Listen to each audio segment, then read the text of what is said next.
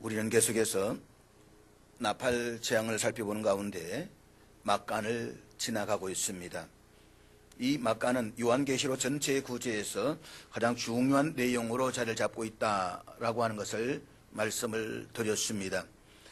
때문에 지난 주일에도 말씀을 드렸지만 이 요한계시록을 바르게 이해하는 데 중요한 열쇠는 이 막간을 어떤 관점에서 해석하느냐에 달려져 있다라고 말할 수가 있습니다. 왜냐하면 대부분의 이단들이 이 부분을 자의적으로 잘못 해석하면서 교인들을 현혹하고 있기 때문인 것입니다. 그렇지만 우리가 이 막간의 부분을 바르게만 해석하면 마지막 시대를 살아가는 교회와 성도를 주시고자 하시는 하나님의 무한한 위로와 소망을 이 막간을 통해서 깨달을 수가 있다라고 말을 드릴 수가 있습니다.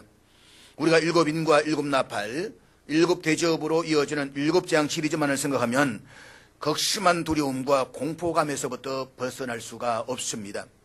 그래서 많은 사람들이 요한계시록이라고 말하면 무서운 책, 어려운 책이라고 말하면서 외면을 합니다. 아마 여러분들 지금까지 요한계시록을 제대로 심도 있게 읽어보신 분은 없지 않겠는가 그런 생각을 해보기도 합니다. 어쩌면 이것이 요한계시록에 나타난 표면적인 내용이기도 합니다. 그러나 하나님의 진심은 재앙과 심판이 아니라 세상 모든 사람들이 회개하고 돌아와 구원받는 데 있습니다. 이것을 하나님께서는 이 막간을 통해서 우리에게 보여주고 계신다는 것입니다. 그래서 우리는 막간을 통해서 교회와 성도들을 배려하시는 하나님 아버지의 청량할 수 없는 사랑을 깨달을 수가 있는 것입니다. 특별히 오늘 본문은 두 부분으로 나누어서 함께 살펴볼 수가 있습니다. 먼저 1절과 2절은 하나님께서 요한에게 성전과 제단과 성전 안에서 하나님을 경배하는 자들을 청량하라 라고 하시는 사실을 기록하고 있습니다. 다음으로 3절부터 13절까지에서는 두 정인에 관한 이야기가 나옵니다. 그래서 오늘 우리는 본문에 나타난 성전 청량과 두 정인이 실제적으로 무엇을 의미하고 그리고 또 본문을 통해서 교회와 성도들의 주고자 하시는 내용이 무엇인가라고 하는 것을 우리는 본문의 말씀에 충실하게 살펴보면서 함께 은혜를 나누고자 하는 것입니다. 먼저 본문 1절 한번 같이 보도록 하겠습니다. 본문 1절 다 같이 읽겠습니다. 시작.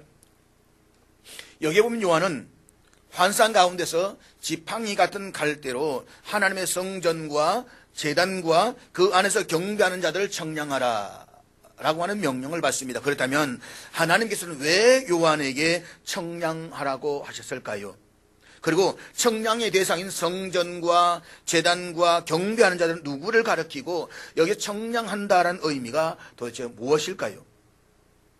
원래 청량이라고 하는 것은 옛부터 물건이나 토지 등이 자신의 소유인 것을 확인하는 방법으로 쓰여졌습니다. 그래서 사람들은 청량을 통해서 자신의 소유임을 나타내서 다른 사람이 침범할 수 없도록 했다는 것입니다. 그런데 본문에서 청량하다라고 하는 것은 단순히 규모를 청량한다는 말을 넘어서 구분과 분리를 위한 목적을 가지고 있다라고 말할 수가 있습니다. 특별히 구약 성경에서 청량이 갖는 일반적인 의미는 심판을 통한 파괴와 보호를 상징합니다.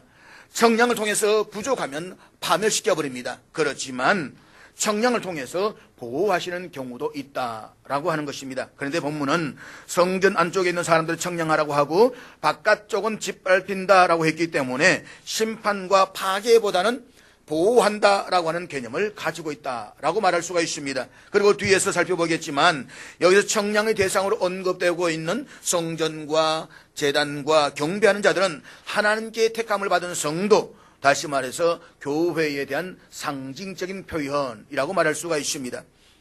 우리가 지난 앞시간에 살펴보았듯이 여섯째인과 일곱째인 사이의 막간에서 하나님의 백성들의 이마에 인을 치는 말씀이 있었습니다. 그것은 하나님의 백성들을 철저하게 보호한다는 사실을 보여주고 있는 말씀이라고 했습니다. 자, 여기 여섯째 나팔과 일곱째 나팔 사이의 막간에 나오는 청량이라고 하는 개념도 똑같은 개념이라고 보시면 됩니다. 그러니까 하나님의 백성들을 청량해서 그 안에 있는 사람들은 하나님께서 철저하게 보호하시고 지켜주신다는 것입니다. 그렇기 때문에 여러분들은 여러분 개인의 노력과는 전혀 상관없이 하나님께서 이미 하나님의 백성으로 청량을 해놓고 여러분의 구원이 완성되도록 하나님께서 완벽하고 철저하게 보호하신다는 사실을 믿으시기를 바랍니다. 우리 이 믿음이 흔들리면 안 됩니다. 특별히 이 장면을 요한계시로 기록되던 AD 95년경에 로마 제국으로부터 핍박받던 당시를 한번 생각해 보시기를 바랍니다. 지금 사도 요한은 복음을 전거하다가 밤모섬에 유배되어져 와 있습니다. 세계를 지배하고 있는 로마 제국은 교회와 성도들을 모질게 핍박을 하고 있습니다. 성도들 가운데는 믿음을 지키다가 불에 던져짐을 당하거나 순교를 당하기도 했습니다. 그런데 문제는 이런 시련과 고통의 시간들이 멈출 것 같지 않아 보이더라는 것입니다. 이 언제쯤 끝난다라고 한다면 희망이 있습니다. 이 시련이 모질지만 이 시련이 곧 끝난다라고만 생각하면 그래도 견딜 수가 있습니다. 그런데 가도 로마 제국 점점 더 힘이 강성해지고 로마 제국을 통한 핍박은 멈추어질 것 같지 않더라라고 하는 것입니다. 지금 하나님의 백성들은 답답하고 고통스러운 상황 속에서 말할 수 없는 고난을 경험하고 있습니다. 이런 절망적인 상황에서 아무리 믿음을 따라 사는 성도들이라고 할지라도 탄식이 나오지 않을 수가 없을 것입니다. 하나님, 언제까지입니까? 도대체 언제까지입니까? 하나님을 거부하는 저 로마는 점점 더 힘이 강성해지고 믿음의 형제들은 말할 수 없는 고난과 핍박을 당하고 있습니다. 곧 임한다라고 말씀하신 하나님의 나라 도대체 어떻게 된 것입니까? 이러한 때 하나님께서는 극심한 박해 가운데 있는 당시의 교회와 성도들에게 환상을 통해서 무한한 위로와 소망을 주기를 원하셨습니다. 그래서 하나님께서는 그 이마에 인침을 받은 성도들이 결코 멸망하지 않는 것처럼 자신의 청량에서 보호하기로 교회와 성도들은 절대로 보호해 주시겠다라고 말씀하고 있는 것입니다. 그래서 오늘 1절의 이 말씀입니다. 그런데 우리가 여기서 오해하지 말아야 할 것이 있습니다.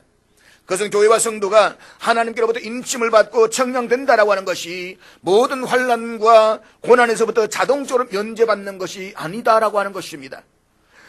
교회는 아무런 환난도 없이 보호되는 사람들이 아닙니다. 오히려 어두운 세상에서 필연적으로 환난을 당하는 사람들입니다. 궁극적으로는 그 환난 때문에 멸망하는 존재가 아닙니다. 일시적으로 사방에 우겨삼을 당한다라고 할지라도 하나님께서 끝까지 지켜주시고 견인해 주실 것입니다. 기억하십시오. 주님께서 우리 안에 계시고 우리가 주 안에 있는 한 우리는 세상에서 어떤 한순간 넘어질 수는 있어도 아주 무너지지는 않습니다. 고난과 핍박을 당할수록 예수의 생명이 우리 안에서 보다 분명하게 드러나게 될 것입니다. 누가 우리를 그리스도의 사랑에서 끊으리요? 우리 그리스도 예수 안에 있는 하나님의 사랑에서 끊을 수 없으리라. 우리 이 믿음이 있는 것입니다. 그렇습니다. 세상은 절대로 우리를 밟을 수가 없습니다. 세상은 결코 우리를 이길 수도 없습니다. 그러므로 우리는 아무리 극심한 환난을 당한다라고 할지라도 절대로 우리를 버리지 아니하시는 하나님의 사랑을 신뢰하시면서 좀 더 인내하시기를 바랍니다. 그런데 2절을 보게 되면 요한에게 성전 바깥마당은 청량하지 말고 그대로 내버려 두라고 말씀을 하십니다. 자, 본문 2절 같이 읽겠습니다. 다 같이 읽습니다. 시작. 자, 오늘 본문은 여기에서 두 가지 중요한 질문을 던져볼 수가 있습니다. 하나는 거룩한 성의 정체가 도대체 무엇인가라고 하는 것입니다. 여기서 거룩한 성은 도대체 무엇을 말하고 있는가?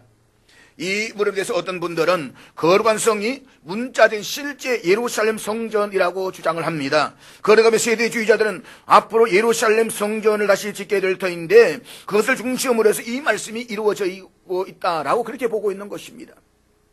옛날에는 지금의 예루살렘 성전터 위에 솔로몬 성전이 있었고 그것이 바벨론에 의해서 멸망되고 난 뒤에 스룹바벨 성전이 지어졌고 그것이 또 무너졌는데 헤롯 성전이 지어졌습니다. 그러나 지금은 성전이 완전히 무너져서 존재하지 않습니다. 예루살렘 성전이 있던 그곳에 지금은 이슬람의 황금 사원이 있습니다. 그래서 이슬람들이 예루살렘에 미사일을 쏘지 못하는 중요한 이유가 무엇이냐 그러면 자기들의 세인트 성전 황금 사원이 있기 때문입니다. 자기 대성전 황금 사원이 만약 미사일을 쏘가지고 핍박 무너지게 된다면 이건 엄청난 것입니다. 그래서 예루살렘에 포를 쏘고 싶어도 못 쏘는 겁니다.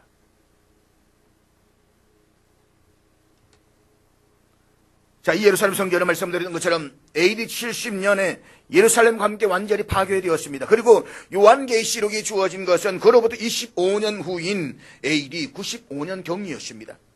사도 요한이 이 말씀을 받을 때에는 성전이 없었습니다.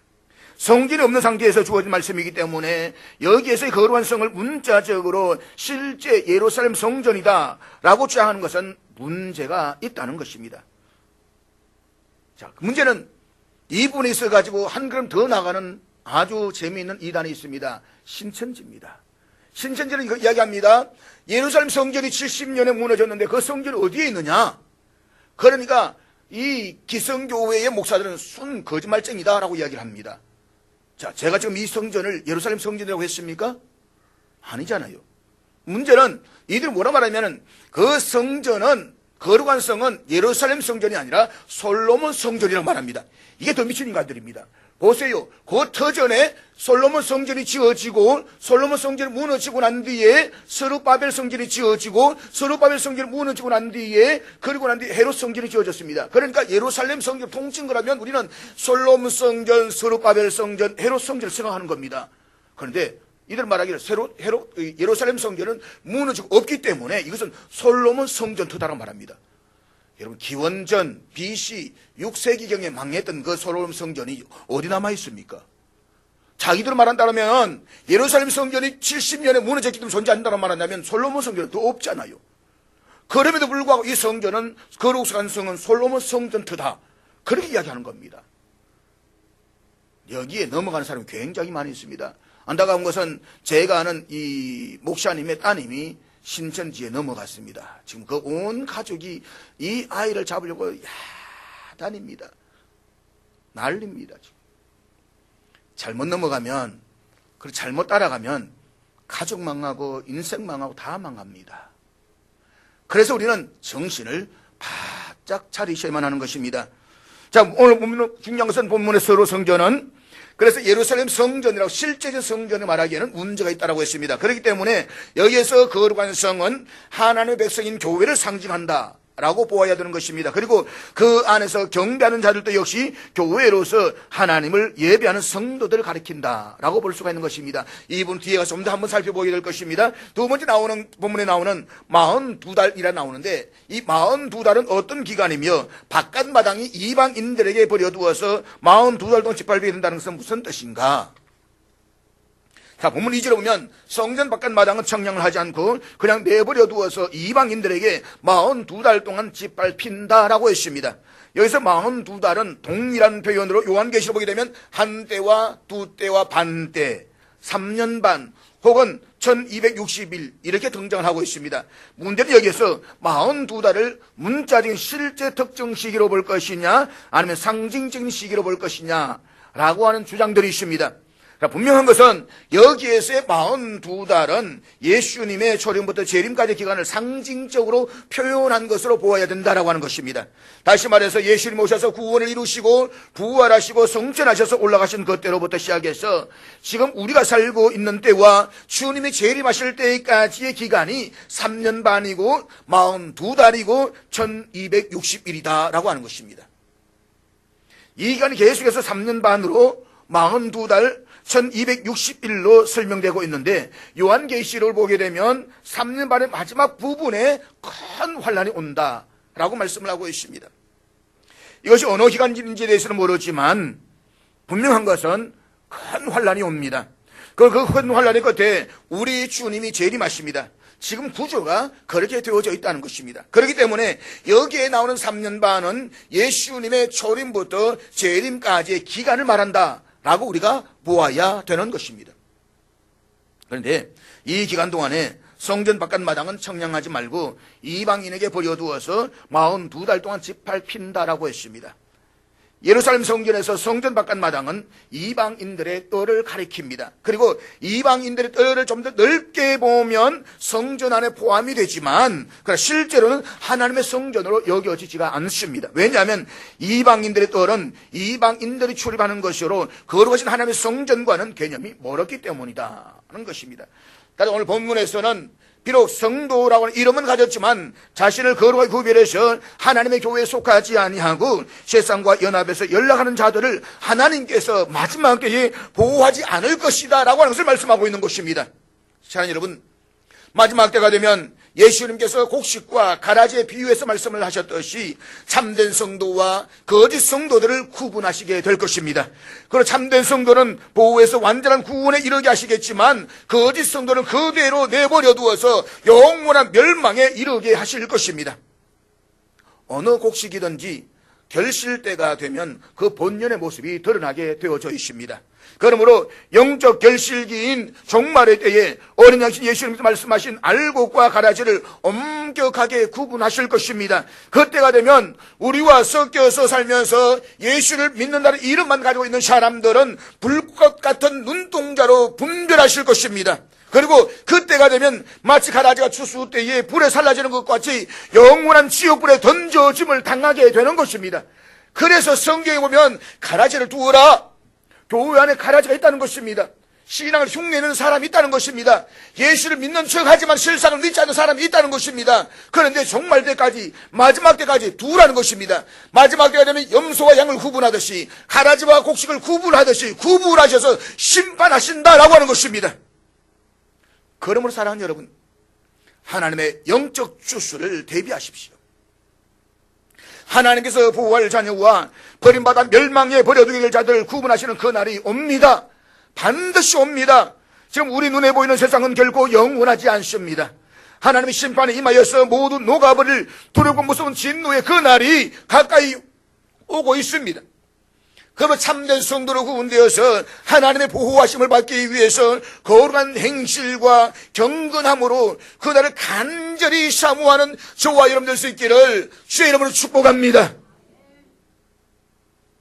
11장 막간을 통해서 성전 바깥은 하나님께서 보호하시지만 안쪽에 있는 사람들에게서는 철저하게 보호하신다라는 메시지를 우리에게 주고 있습니다.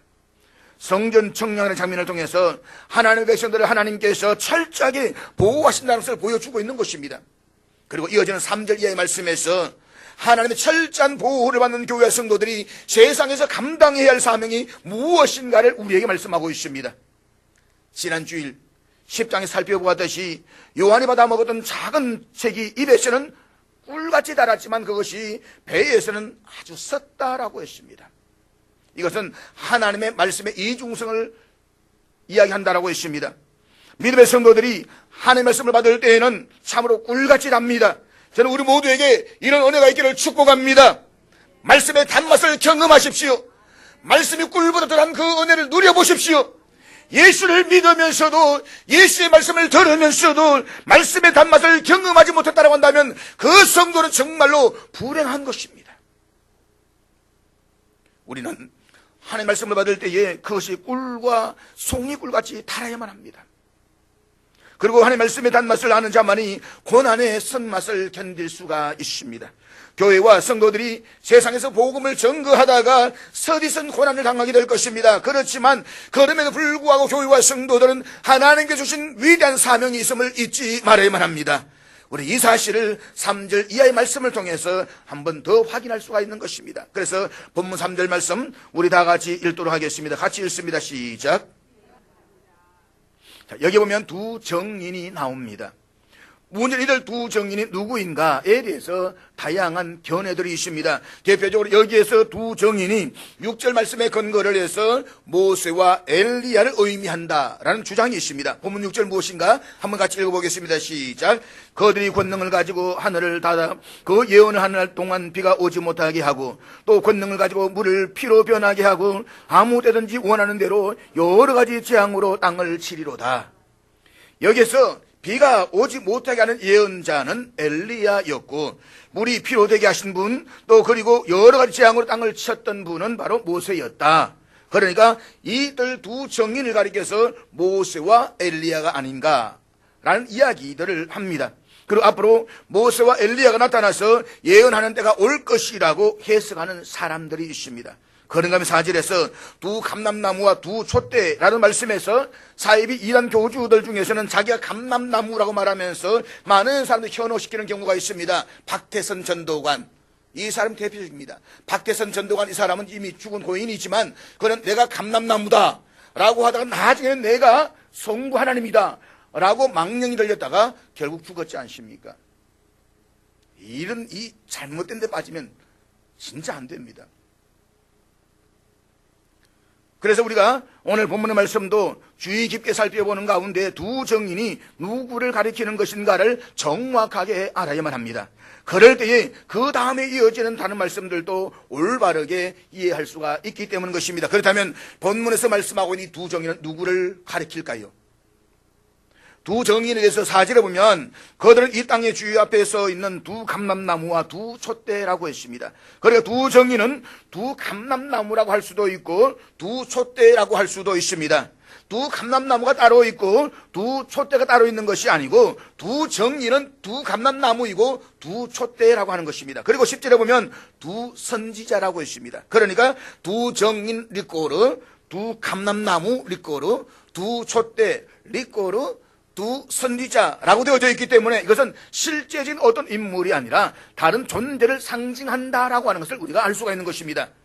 만약에 두 정인이 실제로 어떤 두 사람을 가리킨다라고 말한다면 7절에서 무적행으로부터 올라오는 짐승이 그들과 더불어 전쟁을 일으킨다라고 하는 것과 또 9절에서 백성들과 족속과 방언과 나라들 중에서 사람들이 그들의 시체를 본다라고 하는 것은 사실 어불성설입니다.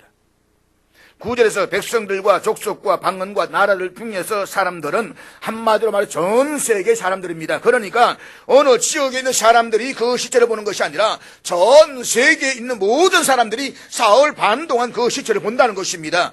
이것이 실제적으로 가능한 것인가? 불가능합니다.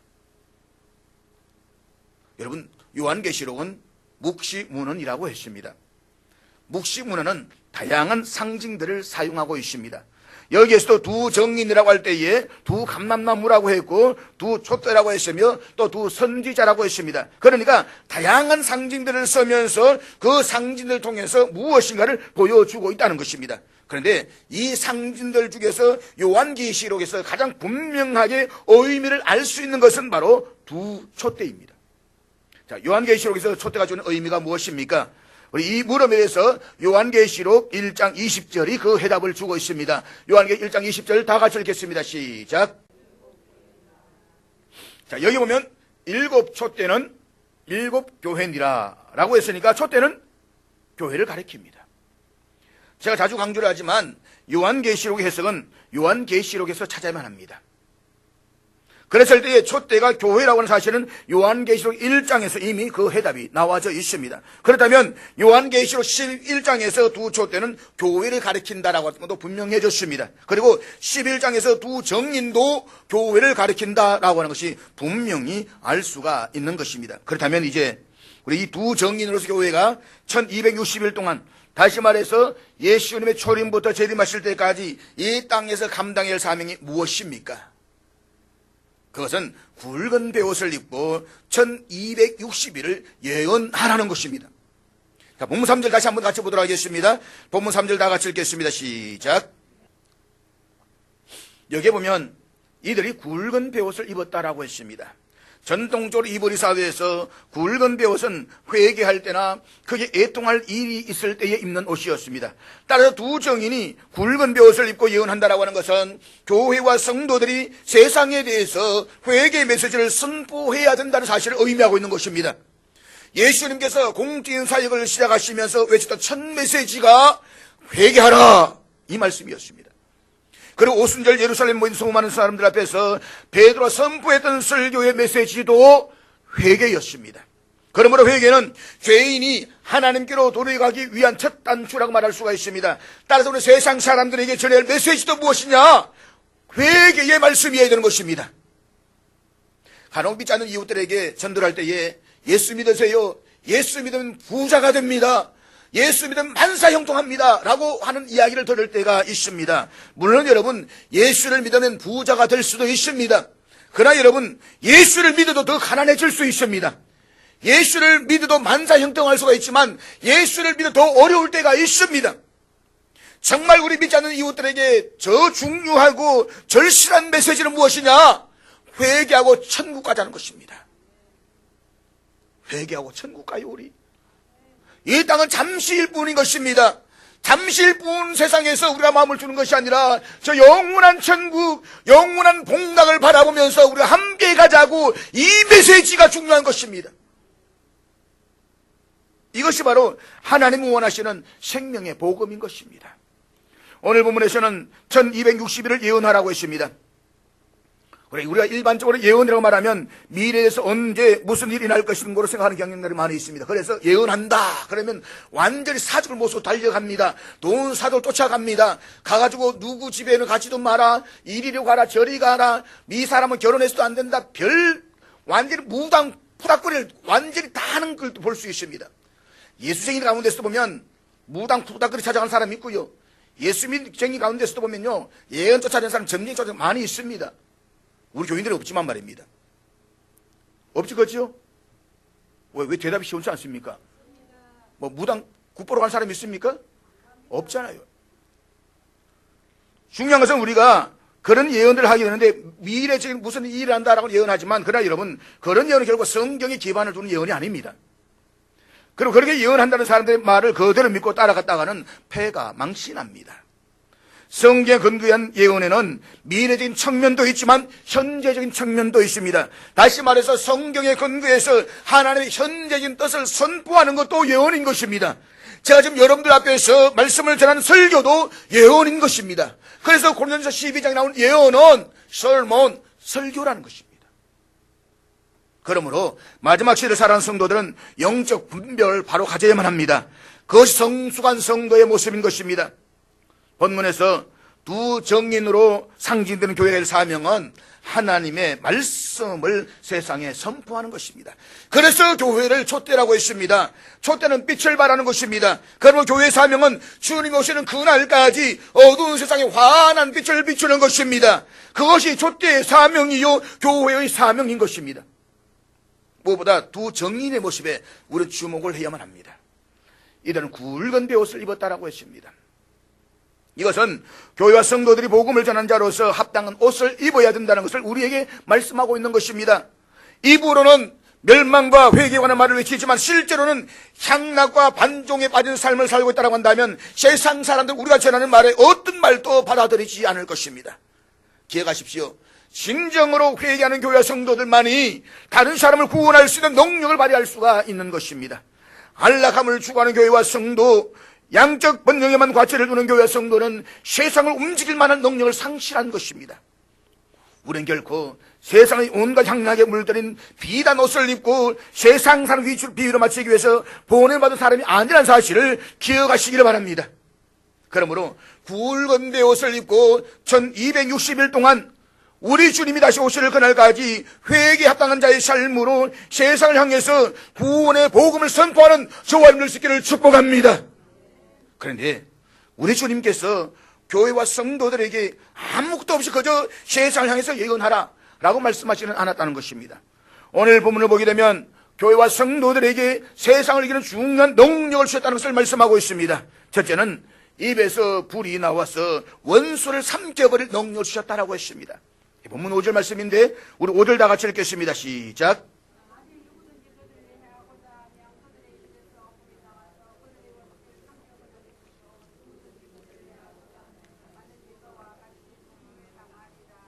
이 말씀은 열왕기하 1장 10절에 있었던 엘리야의 사건을 연상시키고 있습니다.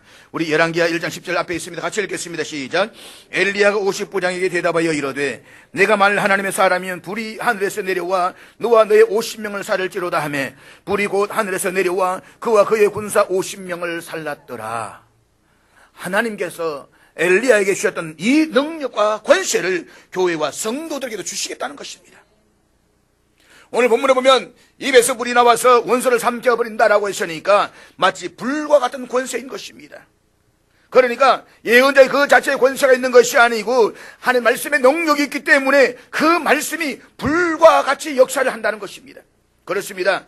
하나님의 말씀은 불과 같습니다. 하나님의 말씀을 바르게 받아들이면 사람 속에 있는 모든 죄악들을 소멸합니다. 적개심을 소멸합니다. 미움과 정오심을 소멸시켜버립니다. 부정적인 생각들 다 소멸시켜버리는 것입니다. 그러면서 바르게 살도록 만드는 것입니다. 그래서 하나님의 말씀을 자꾸 들으면 그 말씀이 심령 속에서 불과 같이 역사해서 그 사람을 아름답게 변화시키는 것을 믿으시기를 바랍니다.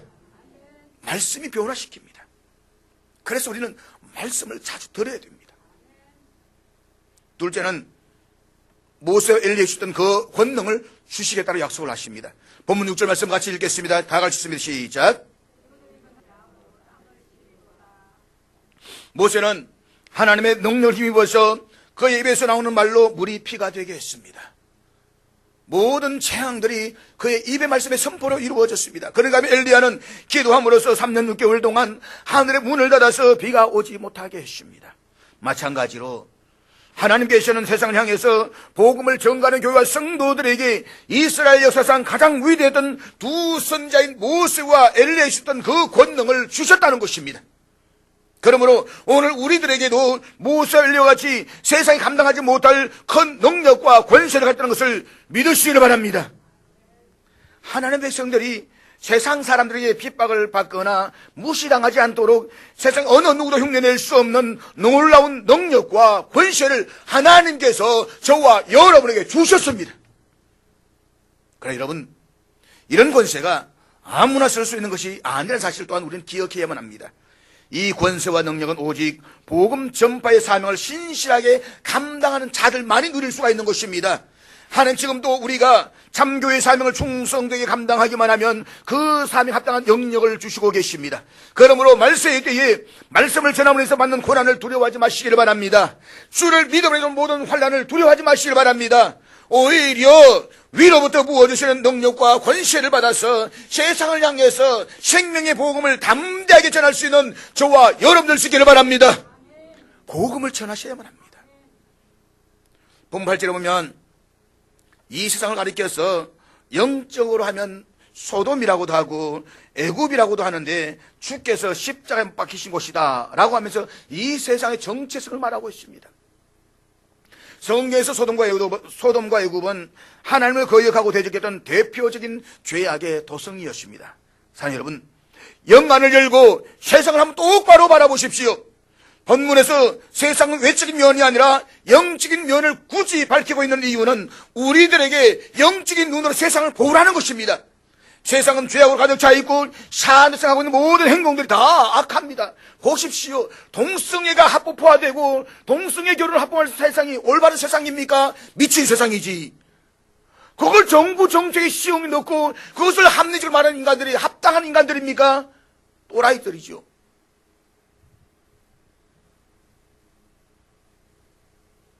지금의 세상은 하나님을 대적하는 것을 의무로 삼고 허탄한 무신론이나 물질 만능주의로 그만이 가득합니다. 사탄은 돈과 쾌락의 덫을 놓아서 하나님의 백성들을 넘어뜨리기 위해서 우는 사자처럼 달려들고 있습니다. 이것이 우리가 살고 있는 세상입니다. 그러므로 눈에 보이는 사탄의 얄팍한 속임수에 넘어가지 말고 영의 눈으로 세상을 똑바로 바라볼 수 있기를 바랍니다. 영의 눈으로 세상을 바라보십시오. 그런데 악한 세상과 사탄이 교회와 성도들 어떻게 대하는지 오늘 본문 9절 한번 보시기를 바랍니다. 본문 9절 다 같이 읽겠습니다. 시작.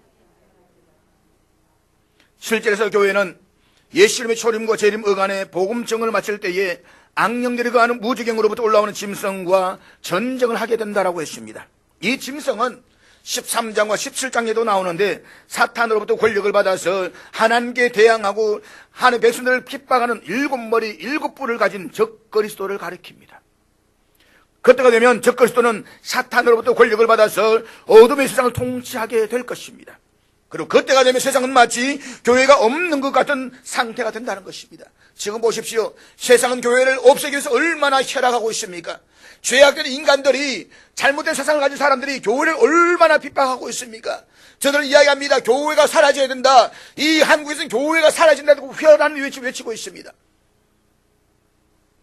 그래서 여러분, 성도와 교회는 세상에 빌미를 주면 안 됩니다.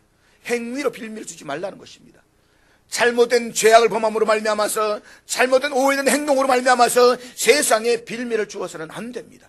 그래서 우리는 더 거룩한 삶을 살려고 몸부림쳐야 되는 것입니다. 믿음대로 살려고 몸부림쳐야 되는 것입니다. 그러나 오늘 본문에서와 같이 사탄의 권세는 사흘 반 동안만 그 힘을 발휘한다라고 했습니다.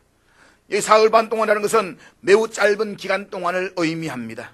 짧은 기간 동안 적그리스도는 교회를 박해할 것이며, 그 기간 동안 교회와 성도들은 환난과 어려움을 당하게 될 것입니다. 멸시를 당하게 될 것입니다. 모멸을 당하게 될 것입니다. 그러나 기억하십시오.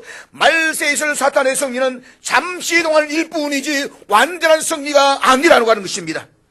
마치 불꽃이 사라질 때에 가장 환한 빛을 내듯이 사탄의 최후가 임박했음을 알리는 신호탄일 뿐인 것입니다.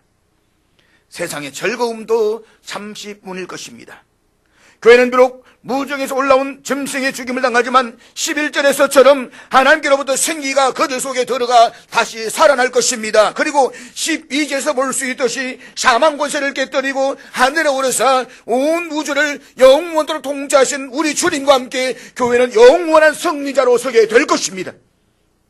그렇기 때문에 하나님의 교회와 성도들은 결코 낙심하거나 좌절해서는 안 됩니다.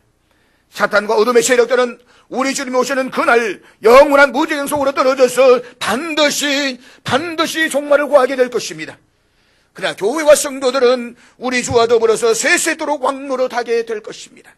그러므로 이 땅에 있는 동안 비굴하거나 두려워하지 말고 하나님께서 주신 권세와 능력으로 담대하게 주의 일을 감당하다가 우리 주님이 부르시면 기쁘게 주님의 품에 안길 수 있는 저와 여러분 다 될 수 있기를 주의 이름으로 축복합니다. 이 말씀을